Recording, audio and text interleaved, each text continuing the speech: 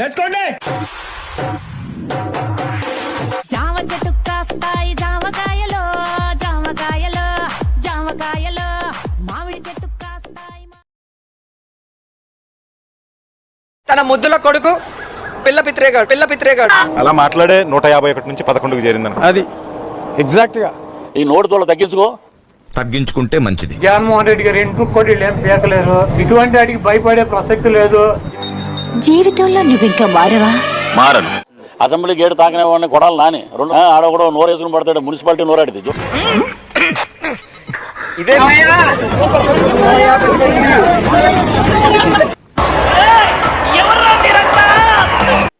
Character ఉండడం రాజకీయాలలో చాలా అవసరం.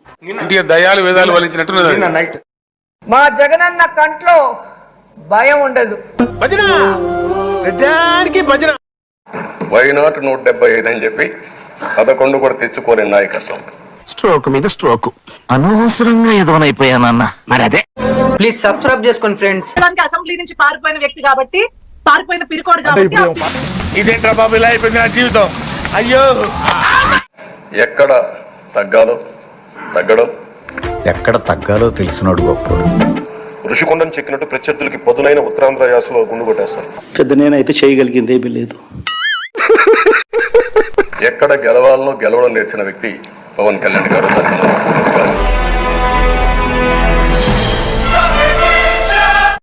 2024 టీడీపీ వన్స్ మోర్, జగనన్న నో మోర్, జగనన్న పరా. ఎవరో అనలా రోజా గాడిదలాగా 55 వచ్చినా నీ కన్నా నీ ముడ్డు కింద 52 ఉన్నాయి కదా. ధైర్యం లేదు వాళ్ళకి. విజయాన్ని తీసుకోగలిగారు కానీ ఓటమి కూడా ధైర్యంగా కూర్చుకునే వాళ్ళకి స్థాయి లేదు. వాళ్ళకి పారిపోయారు ఇక్కడ నుంచి. దాదాపుగా 650 ఎకరాలు దొబ్బేశాడండి.